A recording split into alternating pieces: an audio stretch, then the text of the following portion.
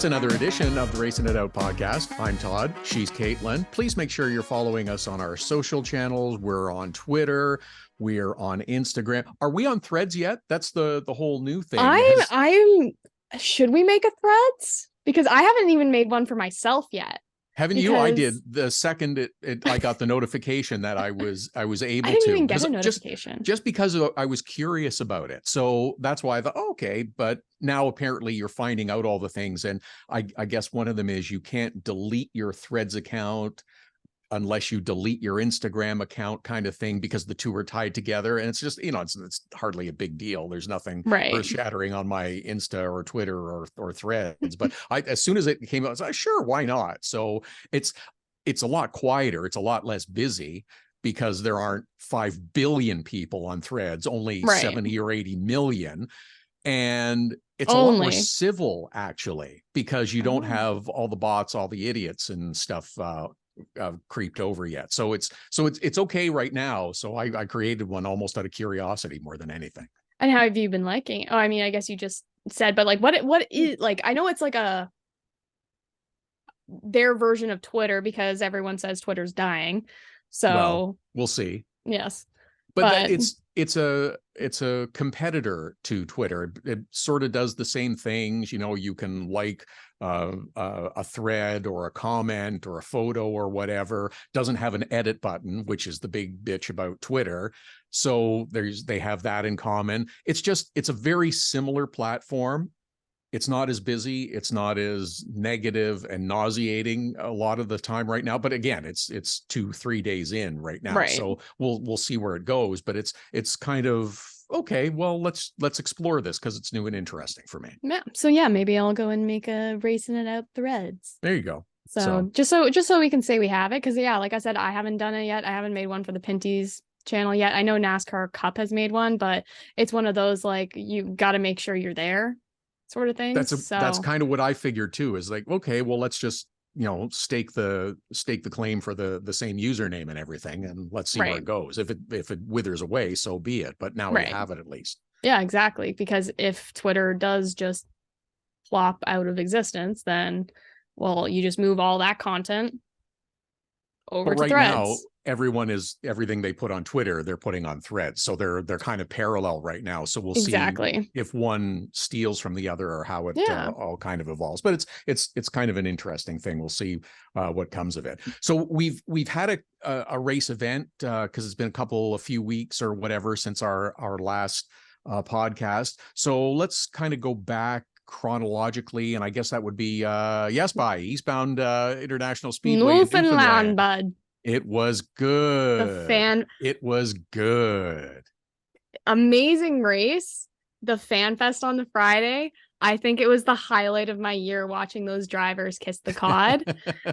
And shout out to Brandon McFarland, who is a local driver from Newfoundland who got screeched in for, I think, probably the 3rd or 4th time, he said. Why not? Who licked the fish from tail to mouth and gave it a kiss. I told him he got a little over aggressive with that cod when I saw him next. That's that's a little much. I don't know if that was required, but again, everybody was in the spirit of it, having a great time. It was fun to see, great crowd, the autograph session afterwards and stuff. I hope that this spurs other events to do more of this kind of thing. The GP3R is one that comes to mind. It's a great event. They do lots for the Pinty series and the event itself. It's great. Well, they even used to do one on the Thursday. You would have them drive down the main street of GP3R, line up along the water, and they would do a autograph session. But they haven't done that since COVID. Hopefully it comes back. There will be some different things about GP3R. I was reading just the other day, they're not going to do the fireworks on the Saturday night as they usually do. They're doing a drone show, which I think is going to be kind of interesting. The thinking is, because of the smoke and the fires and everything, they don't want to contribute to it. They're going to do a drone show. And I think that's a really cool idea. And this is a conversation, because I mean, it's a conversation I'm actually interested in having, because so where I live in Toronto, there's always kids shooting fireworks off in the park across the street. Right. And this has been a conversation I feel like that has become much more louder in the last couple of years, of the effects that fireworks have on the wildlife in the area, but also people who are maybe like have PTSD that are immigrants from war zones. Sensitive to it. Sure. Yeah. And, pets and animals in the area and the trees. And because I know that I think it was Victoria Day long weekend here. They were shooting fireworks off into this big, beautiful tree, really like literally right across the street from my window. And it broke off like several large branches from it. Mm-hmm. And it's just, I mean, and these are like teenagers that are just goofing around when they shouldn't be, but it does open up a larger conversation of maybe fireworks aren't the best way to celebrate these occasions. Maybe, and it depends. Every set of circumstances is different. I understand the excitement and the appeal and the tradition of fireworks shows to celebrate, whether it be Canada Day, July 1st, Independence Day, July 4th, the Victoria Day weekend in Canada as well. I understand that maybe they have to be more confined to fireworks displays, public displays that they have. You can do it as much as you want at Walt Disney World. Right. But maybe they don't make them available to the public. Now, that's not going to eliminate them. They'll still be contraband, and depending on jurisdictions that do make them legal or where they're still legal. But yeah, I could see, how should I put this? Consolidating the fireworks displays a little bit. I'd be okay with that. I still, it's still pretty cool. Everybody goes ooh ah, and you have fun for 20 minutes and you move on. But I shooting them off in a park on a Friday or Saturday night, that's just, being mischievous, and that there's no real need for that. Right. I'm not sure how you police it, except that, you have to make them less available to those that are participating. Now, idiots that shoot them off in the subway and stuff like that, throw the book at them.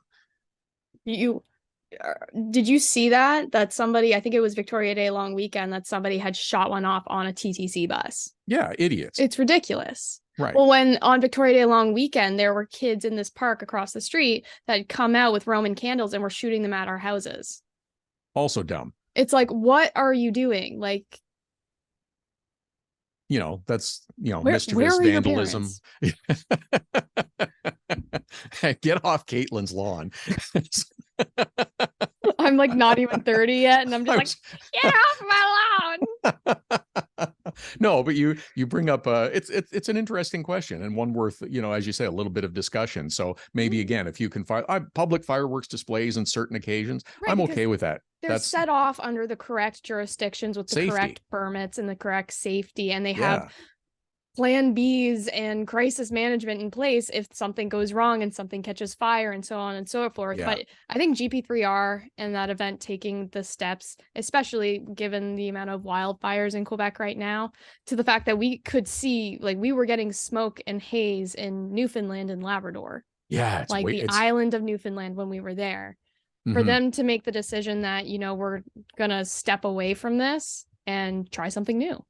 And kudos to them. Good for them. That's Dominic Fougere is very forward thinking. He is a mastermind. He is a very smart man. He's very forward thinking and progressive, and I really like that about him. So we'll look forward to that at GP3R. But Eastbound, terrific. Event was great. Everybody's talking about the next year because it was a 3-year deal. I heard a lot of talk and discussion and speculation about an extension. I haven't seen an announcement, so we'll leave it at that. But it is speculated that it is going to continue in the future, which will be terrific going forward. I know there's also been talk about pairing it with another event at Riverside. If that can happen, great.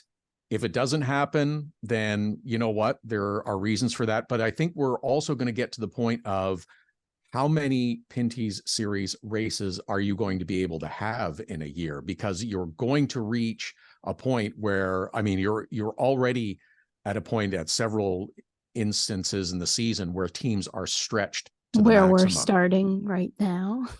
Well, but you're right. So we have Toronto coming up, and then we've got the Western Swing back to back. But then there's a break of a couple of weeks. If you No, start at yeah like a before weekend. GP3R, No, it's like a week. It's like less than. It's like 8 days. you have a weekend off, and then the following weekend. So, all right, but imagine now if you start adding an event or two, that squeezes things even further because you can add more events, but you can't lengthen the summer. And No. that's going to be the tricky part. So I think you're going to reach the maximum capacity point pretty quickly. Very quickly. I mean, like earlier in the season, there are a couple places. It's like you look how we had 3 weeks off after CTMP. You can probably fit in another race. Like, and I think it was the original 2020 schedule where I looked at this and I was like, this is really well done. Like it felt really spaced out and paced well and things like that. Obviously, we never got to do it, but I remember looking at that schedule when it came out and being like, this feels very well paced. And it's still opened up for the other Canadian events in the year, like like IMSA weekend and the F1 weekend and things like that. So you're not clashing with the other motorsports weekends of the year that are really big that you're going to be competing with people at. Now, that being said, yes, the more you add more events, we're already at 14. Granted, 2 of those are double header events, but that's still 12 actual events that you're going away to that you're going to probably need multiple cars for. So it's like the only thing I could really see is if they were to like turn another, like maybe make Newfoundland a double header. I don't know. But I mean, you have, like I said, a few weeks earlier in the summer, because I personally feel like the stretch we're about to get into with where we have no more than no more than I think 9 days between races. It's a lot.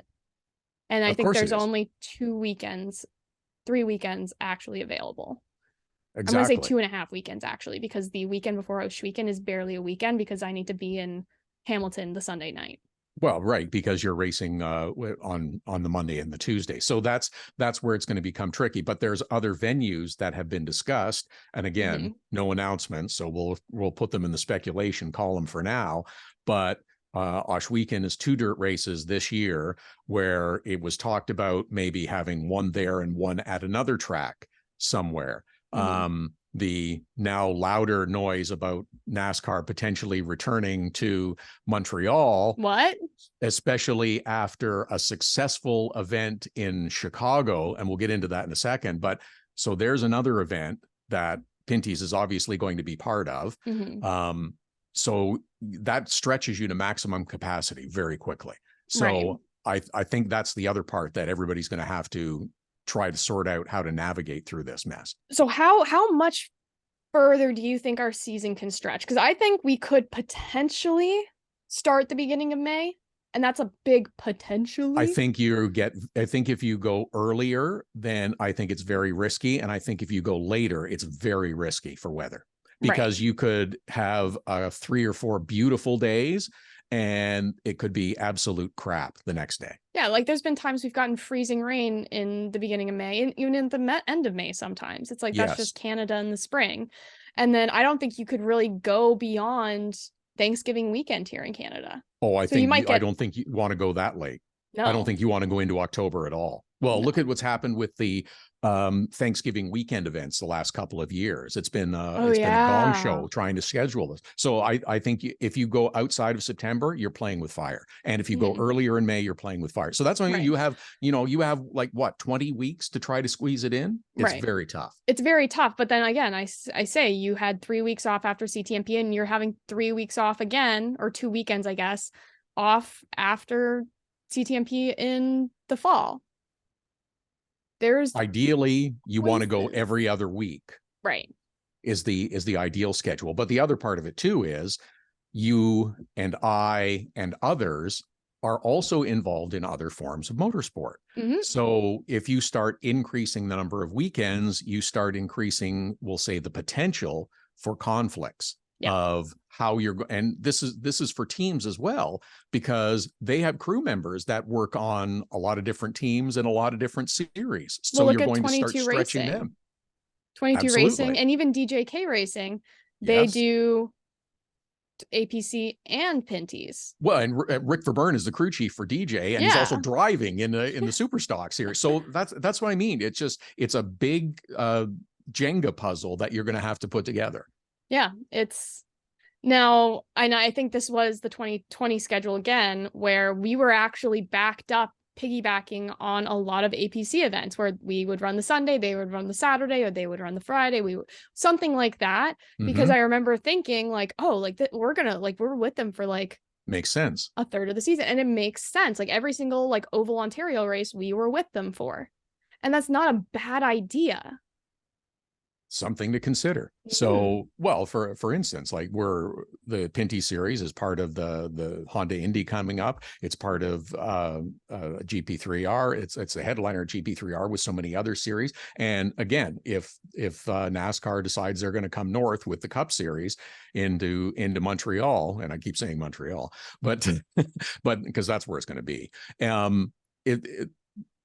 My educated guess, that's where it's going to be. Pinty's is going to be part of it. So because you're not going to bring the Cup Series and not have the Pinty series as part of it, that would be shooting yourself in the foot. It would be dumb. So that's an event that you're going to have to worry about. So I'm interested to see where it goes. Hopefully we have a schedule announcement sooner rather than later. But again, that's going to be contingent on the US deciding if Cup is coming north and Pinty's is going to be part of that, then that's going to hold up their schedule announcement as well. So there's a few moving parts. But I keep mentioning Montreal because Chicago was such a successful we haven't race. even talked about Eastbound yet, or barely. We did. It was great. It was fantastic. And Trayton won his third. It was it's quite a storybook season. So Todd just really wants to talk about Chicago. But I want to talk about Chicago because it came within a whisker of being a complete nightmare, and it went 100% the other way in a very short order. Yeah, there's a lot of moving parts. Yeah, they shortened the race, and I know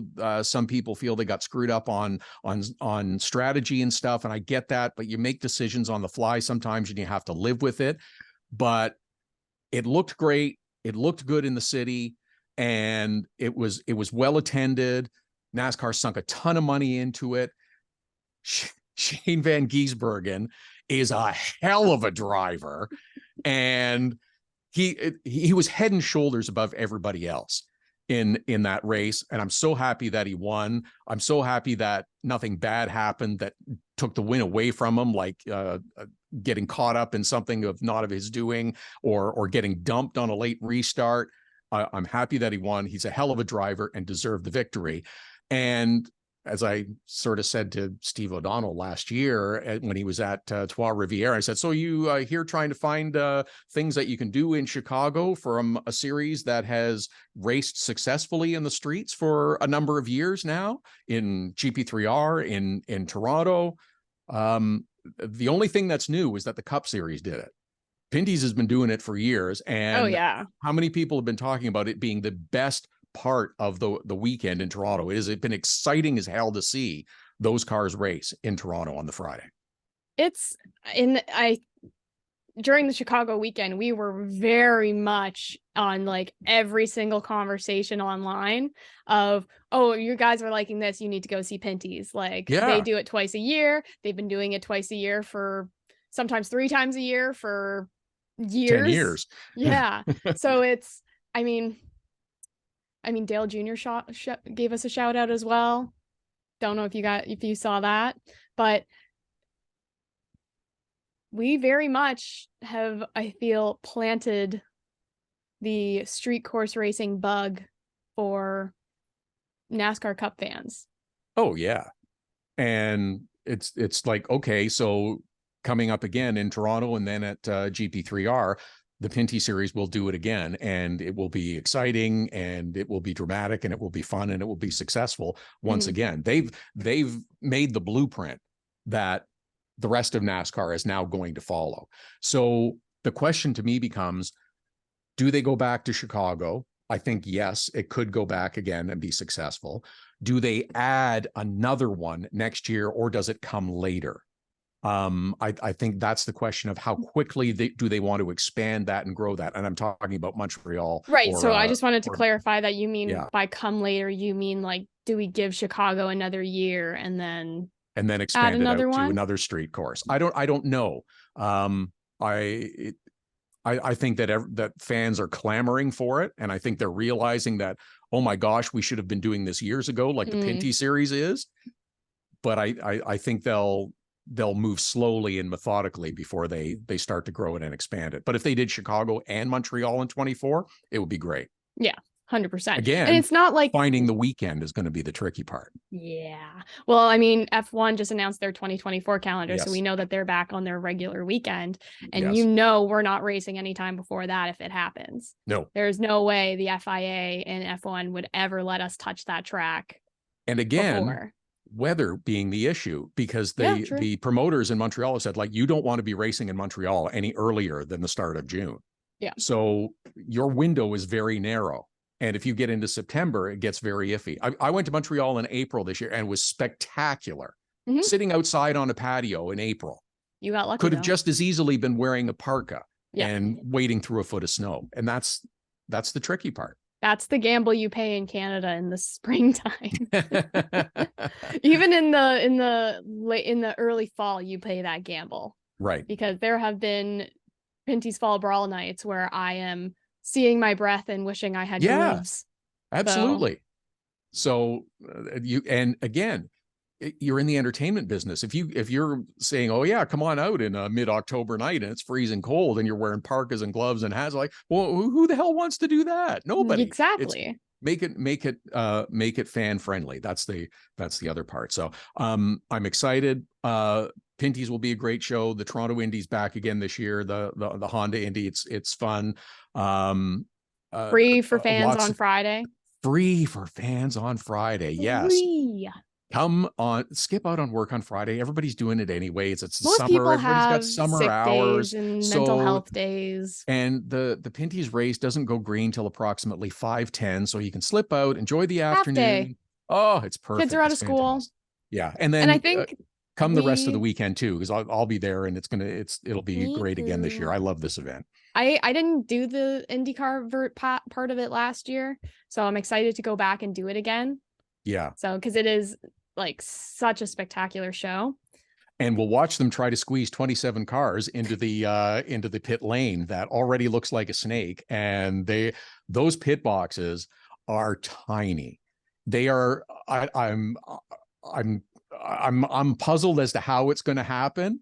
I think you want to really be careful, but they are squeezing them in very tight, because there are 27 full-time entries for IndyCar this year, and they're not really supposed to have that many pit boxes in pit lane, but we'll see how it works out. And they're big pit boxes. Well, they're not as big as they should be. That's the thing. Because those cars take a little room to swing in and out. And as I said, it's kind of it's got 2 turns in the pit lane, which is highly unusual. So it's a little tricky, to say the least. Yes, it's but Pinty's doesn't have to worry about that. No. Because short race, sprint race, no pit stops. If you're making pit stops, it's usually bad news. Yeah. So, but but it's fun. I'm really looking forward to that. We should say as well too, we're recording this as the IMSA weekend is starting at Canadian Tire Motorsport Park, which is also always a great event. Lots of good Canadian racers are there this weekend. So if you can and want to get out and enjoy it, it's great. But that's another really good event to go to and spend some time with. Yeah, I unfortunately, so last year was the first time I ever even, I guess, technically went to an IMSA race. Yeah. I had never been. I unfortunately won't be able to go this year, but you and I will be there on the Saturday. Mm-hmm. Yes. With it being so close to Toronto this year, because last year I feel like we got back from Newfoundland, we had the IMSA, and then we had a week off, and then we had Toronto. But this year, because of the Chicago street race, it got flipped. So it went back a week, because it used to always be the Canada Day long weekend. So this year, because it's just a little too close to Toronto for my liking. Yeah. You you have things to do to get ready Yeah. for Toronto, because then right after we leave to go for the Western swing too. So, Yes. and that's going to be another busy stretch but I fun stretch was too. looking at my calendar because I'm trying to squeeze in as many cottage weekends as I can, going up and spending time with like other friends. And then my boyfriend's family has a wedding the weekend before Osh weekend. So trying to find more times to go up to the cottage and kind of just relax a little bit, or just kind of not work from home. And I think from the day I leave for the West Coast to after Osh weekend, when I get back from Osh weekend, I will have spent approximately 2 days at home. Yeah, I can I can see that with travel to the West and then to GP3R and Schweek. Yeah, so that's and cottage time. You were just up there too and enjoying Yes. a few days off. And it's nice to find those times where you can have little breaks, whether it's you go away somewhere or not, or have a little staycation at home where you just kind of put your feet up. So we last weekend, the July 1st holiday weekend, didn't go anywhere, but ate a lot of good food, cooked food, and stuff. So it was good. If you can find little times to do that, it kind of gives you a little break from the grind.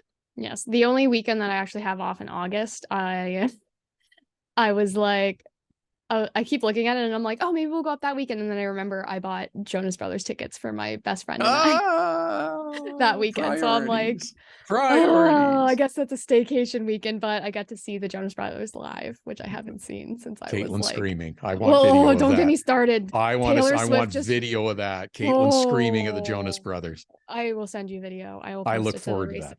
But if we're talking about nostalgia today, Taylor Swift Speak Now version just dropped. Yeah, that's right. Yep. Are you all over it?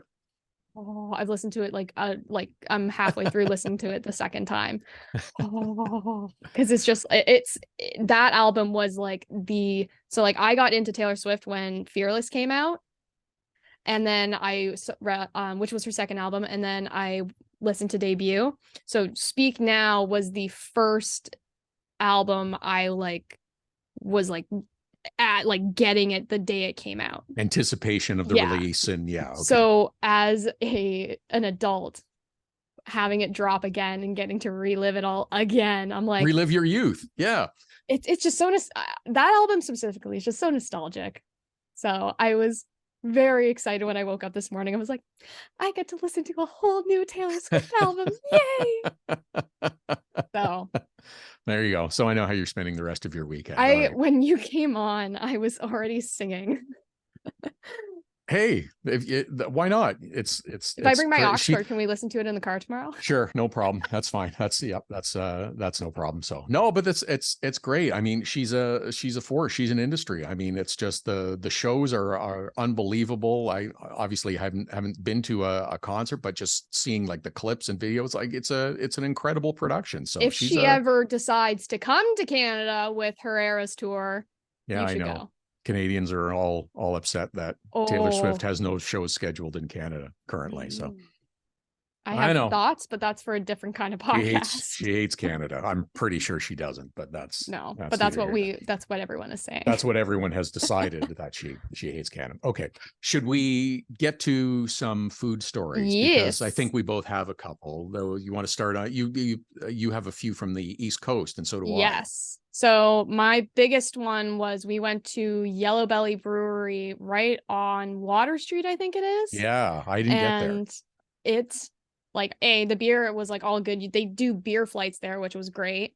The pizza there. Awesome. I wouldn't expect pizza like that from just like a brewery. And it's like you walk in and it's like it looks like a rundown brewery. Like it's nothing, it doesn't feel like anything special. And they have this like area in the basement called the Underbelly because it's Yellow Belly. So it's called the Underbelly. And it's like a little like tavern kind of vibe. But it's just the pizza and the food just blew me away. So isn't that funny? Because, we went to a brewery on the Saturday night. I don't want to get the name right. Bannerman Brewing, which was right near our hotel. Mm-hmm. And It was because we looked at a couple other places. It was after 9 o'clock before we got out for dinner. And it's just, oh, the kitchen's closing. So we just went to this Bannerman Is Brewing. that the one? Because you were at the Sheridan, right? Yeah, So yeah. is that the one that's like on the corner that does like breakfast and like coffees in the Yes. morning? Yeah. Yes. And the coffee was great too, because I went Yeah. there for coffee the next morning. The food was like Thai food and everything. Fantastic, really good. I had this bowl with rice and everything, with a thing called, and a few of the other guys did too, surprised pig. So Yeah. that's what it's called, and it was really good. I have a funny I story highly about recommend. that place. Okay. Matt and I walk in, I think it was the night of the fan fest. We had been working in the hotel bar. Yeah. Like super late that night. And then we're finally like, okay, let's go get some food. It wasn't super late. It was like maybe 8:30. And we're like, okay, let's go get some food. We walk over because we were like also in the area. We walk over and we sit down at a table and we're sitting there for maybe 10 minutes. And then the server finally comes up and we're like, oh, can we like do a food order, a beer order, all that stuff? She's like, yeah, sure, no problem. We tell her all our orders. And she comes back 5 minutes later and she's like, guys, I'm so sorry, but the kitchen, or she comes back like maybe a minute later and she's like, guys, I'm so sorry, the kitchen closed 5 minutes ago. And Matt and I are like, we've been sitting here for 10 minutes. Oh, that's a shame. Ouch. So then we ended up having to walk our butts back to the hotel and ended up ordering pizza from this like, I can't even remember what it's called. It was like Hello Cat Cafe or Hello Kitty Cafe, not Hello Kitty, but but it was like something to that effect. Kitty Cafe, and it was amazing pizza. Maybe it was just because Matt and I were so starved at that point. Yeah, hunger rules all. Yeah, the bar at the hotel had also stopped serving food, so we're like, I'll take anything at this point. Yes, if we have one reco for next year with Newfoundland, if the kitchens could stay open an hour or two later, we'd appreciate it, because we don't, sometimes we don't get out and we got to work and get all right. But otherwise, like other than that, a wash, rinse, repeat for next year. It was great. Really, I'll have to go and try that place out because it's so close to the hotel. Yeah, and Friday night we went to Bertie Malloy's, which was right near the stage where they were doing the screeching and everything, the fish and chips, because it was fantastic. I didn't have any fish and chips when I was there. Oh, like fish, like the fish was in the water that morning. It's so fresh and so good. Yeah, love it. My other East Coast one was in that same area. I think it was literally right across from Bannerman's Brewing. Was called, I think, Brewdock. Yeah, and it was like it was a little beer garden. I went there twice and I got their fried chicken sandwich both times. Oh yeah, I think we went there last year actually. Really good. Yeah, it was so good. I have one other food story that I want to tell you, and this one is a local and occurred today. So for ages, Steph and I were talking about like should go to a place in Burlington. It's called Easterbrooks. It's a hot dog place. It has been there in the same spot, and I think it looks exactly the same inside for like 90 or 100 years. White, red trim and everything. And they make foot-long hot dogs and like walk-in place, and they're out of this world good. It's an institution, all kinds of old pictures and stuff from ages ago. So it's like, yeah, let's go. I haven't been there and I can't recall how many years. And she's like, I've lived in Burlington off and on a few times and never been. Let's go. So we went, and awesome, great, highly recommend if you're in the vicinity. It's near the Royal Botanical Gardens in Burlington. Really good. All kinds of foot-long hot dogs, whatever you want on it, they will put on it. It's great. That sounds amazing. Yeah, really good.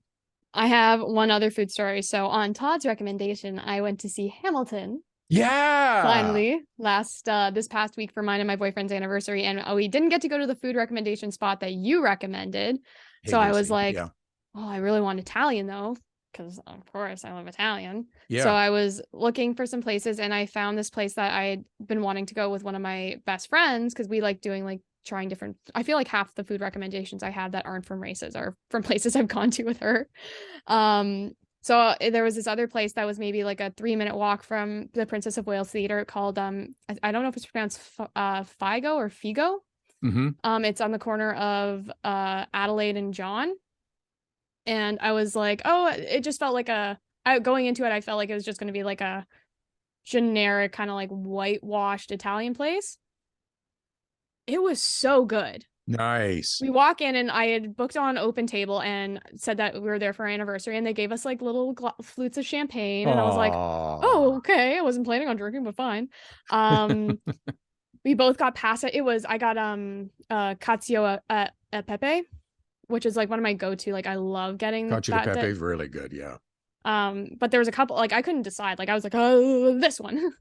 It's like this one I can trust, but it was so good. And like some of the appetizers, the people next to us were just smelled amazing. Their pizzas smelled amazing. And then we ended up getting dessert, which we never do. And we got panna cotta and it was amazing. Awesome. So Okay, highly good. recommend that place. Okay, So. very good. Okay, so there's a lot of good food discussions, and I suspect that over the next few weeks, when we're traveling to Toronto for the Honda Indy weekend, Yes. and then out west to Edmonton and Saskatoon, there will be more food recommendations, and I look forward to them as well. Oh yes, I'm gonna have to start thinking of where I'm gonna eat. Mapping it out. Yep, gotta get my maps. The thoughts, ideas, suggestions, discussion, opinions of Todd and or Caitlin on the Racin It Out podcast are theirs and theirs alone. They do not reflect the opinions necessarily of NASCAR, NASCAR Pinty Series, Honda Indy Toronto, IMSA at Canadian Tire Motorsport Park, Green Savory, Racing Productions, Rev TV, anybody else that we might work with in the present or the future, or that we might think about working with in the present or the future. I think that covers it. You always do such a great job with those disclaimers. You always just in a nice little bubble. Get sued. Nobody does. I know. It's a sort of unrelated story, but I like reading legal agreements. They're kind of funny and stuff. And I've been wading through one right now, and it's like 10 pages long, and it's just I don't like the wording on some of it, so I changed it, and I don't know. We'll see what happens, but it's really weird just to see how some of these are put together. It's kind of funny. Oh gosh, that's so funny. Well, this has been another edition of Racin' It Out. We will see you guys next time.